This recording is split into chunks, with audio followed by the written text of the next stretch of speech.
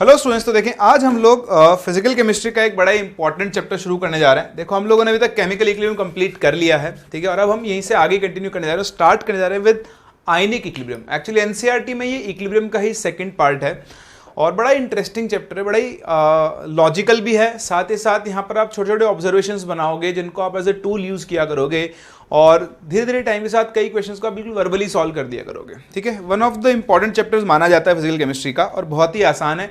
Basic चीजों पे हमें ध्यान देना है। चैप्टर का नाम है आयनिक इक्विलिब्रियम।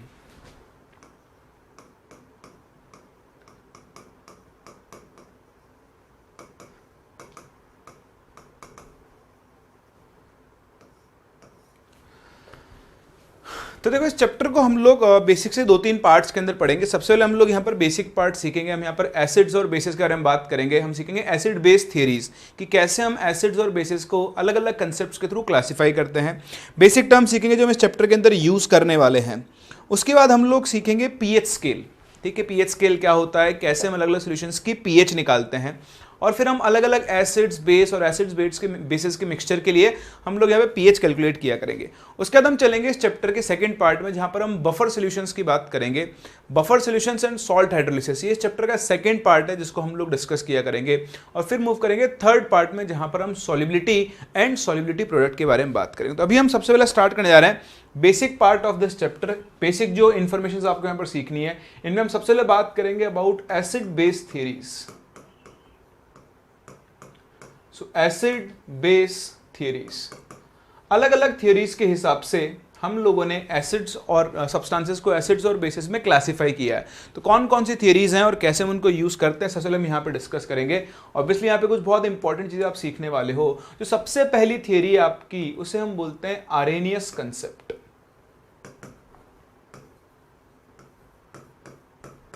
या आप इसे चाहो तो आरेनियस थियरी भी बोल सकते हो। तो देखो आरेनियस ने एसिड्स और बेसिस को डिफाइन किया विद रिस्पेक्ट टू वाटर। अगर आपको आरेनियस के हिसाब से किसी भी स्पीसी को एसिड या बेस में क्लासिफाई करना है तो आपको पानी चाहिए होगा। कोई भी ऐसी स्पीसी जिसे पानी में डिसॉल्व करने पर अगर वो H+ आयंस प्रोड्यूस कर दे तो उसे हम लोग क्या बोलेंगे, एक acid.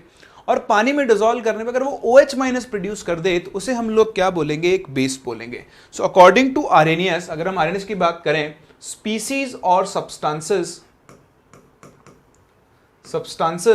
which produce H+ ions on dissolving in water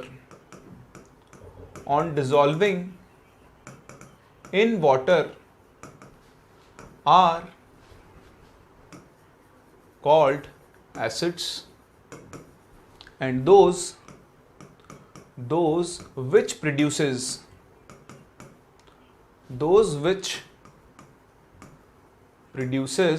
OH- ions, है ना, हाइड्रोक्सिल आयंस में उन्हें बोलते हैं ions, on dissolving in water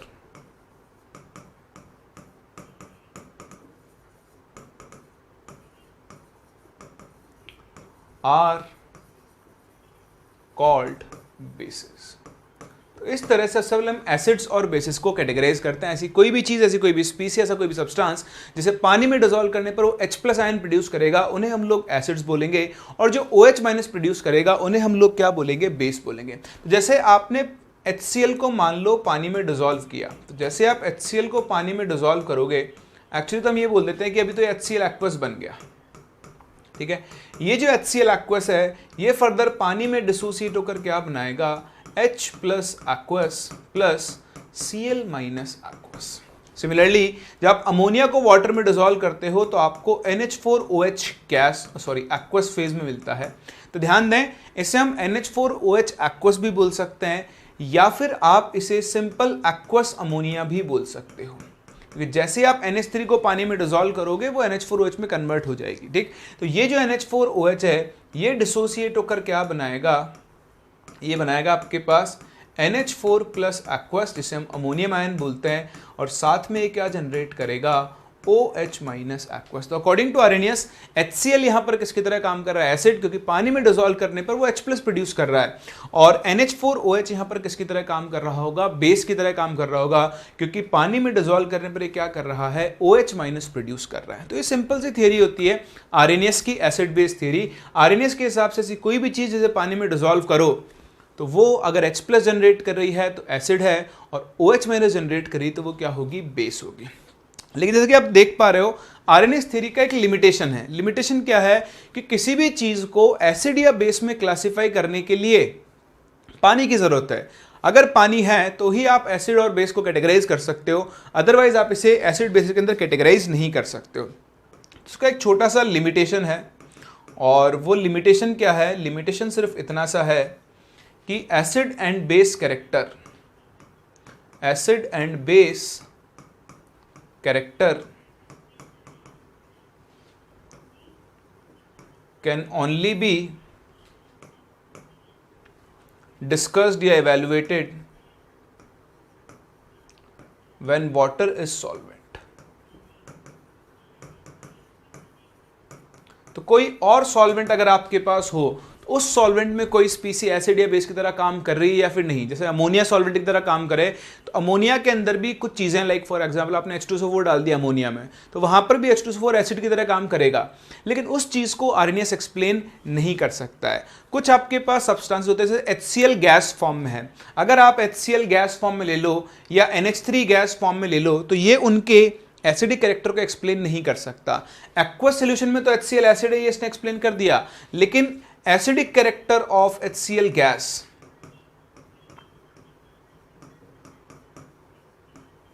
उसको आप आर्हेनियस कंसेप्ट से एक्सप्लेन नहीं कर सकते।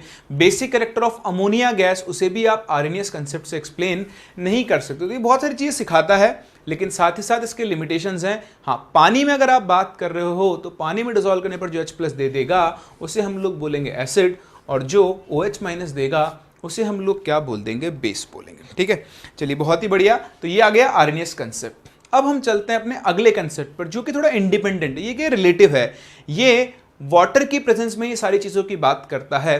तो इससे बेटर जो हमारा सेकंड कंसेप्ट है वो उन सारे एसिड्स बेसिस को भी एक्सप्लेन कर देगा जो आर्हेनियस ने एक्सप्लेन किए हैं, और वो उसके अलावा भी जो एसिड्स और बेसिस रिएक्शंस हैं उन सबको भी क्या कर देगा? एक्सप्लेन कर देगा। हाँ, एक छोटी सी चीज और जो मैं आपको यहाँ पे सिखा दूं कि अकॉर्डिंग टू आर्हेनियस अगर आप बात करो, है ना, आर्हेनियस कंसेप्ट के हिसाब से अगर आप बात करो तो एसिड बेस न्यूट्रलाइजेशन,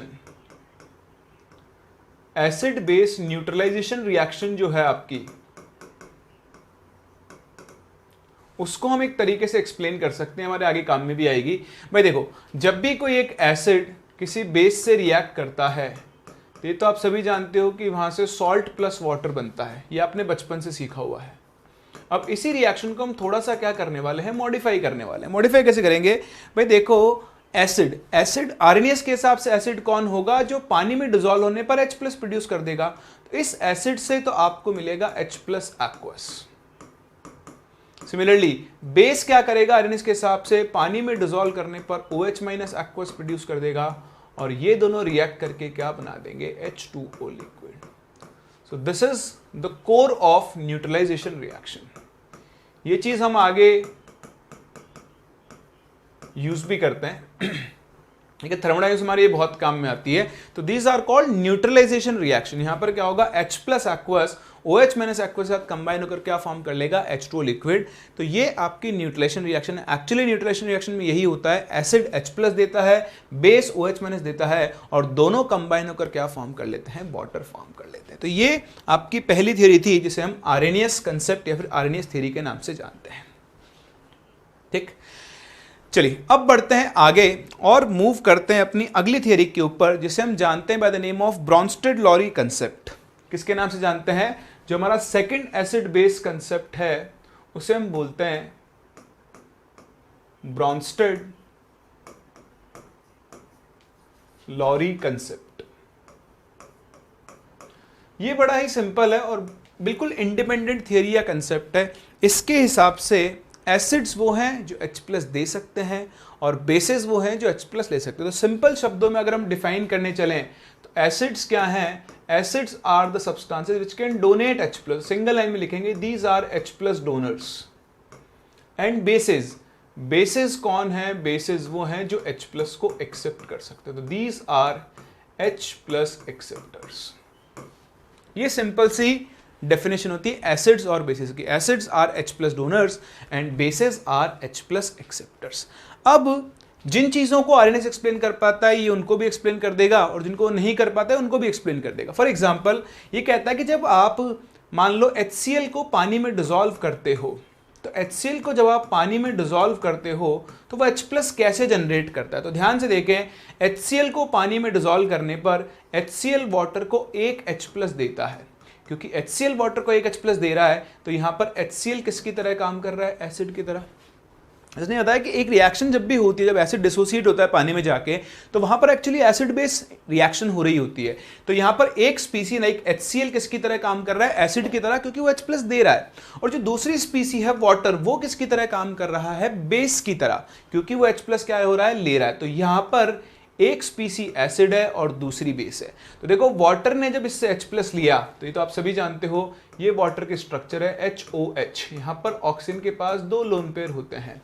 जब H प्लस आएगा, ये भी आप जानते हो हाइड्रोजन का electronic configuration 1s1, H plus में इसके पास खाली ऑर्बिटल है, तो ये लोन पेयर इसको दिखेंगे। ये लोन पेयर, या ऐसा मान लो कि H प्लस इस लोन पेयर पे अटैक करेगा, कुछ भी कह लो, तो लोन पेयर ऑक्सीजन अपना लोन पेयर हाइड्रोजन को दे देगा। तो देने के बाद कुछ ये आयन आपके पास फॉर्म होता है HOH, H, और यहां पर ऑक्सीजन पे प्लस चार्ज आता है।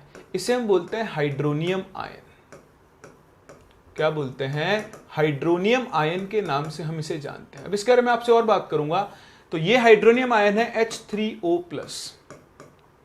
ठीक, एक्चुअली एक H प्लस आयन पानी के अंदर H3O+ आयन की फॉर्म में एग्जिस्ट करता है। तो चाहे आप H3O+ एक्वस बोल दो, चाहे आप H प्लस एक्वस बोल दो, दोनों का मतलब क्या है? सेम है। पानी के अंदर H plus ion H3O+ aqueous की फॉर्म में एग्जिस्ट करता है।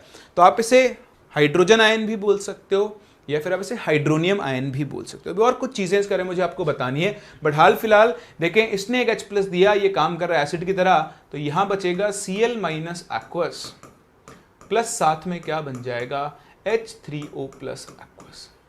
तो इस तरह से ब्रॉन्स्टेड-लॉरी कंसेप्ट एक एसिड और बेस को क्लासिफाई या फिर कैटेगराइज करता है। जैसे वो रिएक्शन जिसको आरएनएस एक्सप्लेन नहीं कर पाया, अगर NH3 HCl के साथ रिएक्ट करे, तो आप देख पा रहे हैं NH3 के पास लोन पेयर है, HCl अपना H प्लस NH3 को देगा, तो जैसे NH3 H प्लस लेगा, इसके ऊपर चार्ज आ जाएगा, ये बन जाएगा NH4+, जिसे हम अमोनियम आयन बोलते हैं, और साथ में क्या जनरेट कर देगा? Cl minus. ठीक, तो अगर ये दोनों गैसियस फॉर्म में है तो आपको NH4 सॉलिड मिलता है, NH4Cl सॉलिड मिलता है, जो कि एक आयनिक कंपाउंड है जिसके अंदर NH4+ और Cl- आयंस प्रेजेंट होंगे। तो अगर आप यहां पर देख पाएं तो बताओ NH3 किसकी तरह काम कर रहा है? बेस की तरह, क्योंकि ये H+ ले रहा है, और क्योंकि HCl H+ दे रहा है, तो ये यहां पर किसकी तरह काम कर रहा है? एसिड की तरह काम कर रहा है। तो बहुत सिंपल है ब्रॉन्स्टेड-लॉरी कंसेप्ट, जो H+ देगा वो एसिड है, और जो H+ लेगा वो आपके पास क्या होगा? बेस होगा। तो जैसे अमोनिया है, अमोनिया या उसके डेरिवेटिव्स हैं, यहाँ पे आप NaOH का एक्शन भी एक्सप्लेन कर सकते हो। मैं आपसे बात करूं कि NaOH कैसे काम करेगा बेस की तरह। भाई NaOH में क्या होगा? जब NaOH वाटर से इंटरेक्ट करेगा, तो अब NaOH एक्चुअली OH- देता है, बट हम इसको ऐसा ले सकते हैं कि ये जो OH- है ये वाटर से H+ लेगा। तो जैसे ये वाटर से H+ लेगा, आप समझ पा रहे हो ना, जैसे H+ लेगा वापस से ये एक मॉलिक्यूल ऑफ वाटर जनरेट करेगा ही। ठीक, तो इसको आप ऐसे लिख सकते हो कि यहां पर ये क्या बनाएगा? Na+, ठीक, वाटर से H+ गया तो ये बनाएगा H2O + OH-, मतलब दिखाने के लिए ऐसा हो सकता है, ये मैं आपको थोड़ी देर पहले बता चुका हूं। इससे जो OH- आएगा वो वाटर से H+ लेकर H2O + OH- बना देगा। तो अगेन यहां पर ये किसकी तरह काम कर रहा होगा? बेस की तरह, और ये किसकी तरह काम करेगा? एसिड की तरह। देखिए ये H2 से H2 आप फाइनली कैंसिल कर सकते हो, तो फिर से रिएक्शन बन जाएगी NaOH aqueous gives Na+ aqueous + OH- aqueous। But हम इसको दिखा सकते हैं इस तरह से। फर्दर देखो अमोनिया, अमोनिया या अमोनिया के डेरिवेटिव्स, अमोनिया के बहुत सारे डेरिवेटिव्स हो सकते हैं। जैसे अमोनिया है नाइट्रोजन NH3, ठीक, तो इसके हाइड्रोजन को आप अलग अलग ग्रुप से रिप्लेस करना शुरू कर दो तो वो अमोनिया के डेरिवेटिव्स हो जाएंगे। जैसे मान लो इस हाइड्रोजन को मैंने CH3 से रिप्लेस कर दिया तो ये हो जाएगी CH3NH2, इसे हम बोलेंगे मिथाइल अमाइन। या हो सकता है ये C2H5 ग्रुप होता तो इसे हम बोल देते इथाइल अमाइन। तो इस तरह से अगर आप इसको किसी भी एल्काइल ग्रुप से रिप्लेस कर दो तो इसे हम बोल देते हैं एल्काइल अमाइन। ठीक, तो यहां पर अगर मैं इसकी रिएक्शन लिखूं एज अ बेस तो RNH2 जब वाटर से रिएक्ट करेगा तो वाटर से एक H+ ये ट्रांसफर करेगा तो ये क्या बनाएगा, देखो RNH3+ और साथ में क्या जनरेट कर देगा, ये OH-। तो अगेन आप देखें ये H+ ले रहा है तो इस रिएक्शन में ये किसकी तरह काम करेगा, बेस की तरह, और ये वाटर जो है ये किसकी तरह काम करेगा, एसिड की तरह। तो इस तरह से पहली बात तो ये कि हम ब्रॉन्स्टेड-लॉरी कंसेप्ट के थ्रू स्पीसीज को एसिड्स और बेसिस में क्लासिफाई करते हैं। चलिए इसके बाद देखें एक और बड़ी काम की चीज जो आपसे बात कर रहा था, हाइड्रोनियम आयन की। ये आपने देख ही लिया है कि आपका हाइड्रोनियम आयन है, hydronium ion which is called H3O+। ठीक है, ये हाइड्रोनियम आयन है। एक्चुअली इसको हम हाइड्रोनियम आयन बोल देते हैं, बट ये हाइड्रोनियम आयन सिर्फ यही नहीं होता है, हाइड्रोनियम आयन का एक जनरल फॉर्मूला होता है। जनरल फॉर्मूला देखो, हमने पीरियोडिक टेबल में पढ़ा है कि जब भी आप किसी आयन को पानी में डालते हो तो वाटर के मॉलिक्यूल्स क्या करते हैं, उसको चारों तरफ से सराउंड करना शुरू करते हैं। जैसे H+ को आप डालोगे तो ऑक्सीजन नेगेटिव एंड है, वो नेगेटिव एंड की तरफ से इस H+ को सराउंड करना शुरू करेगा।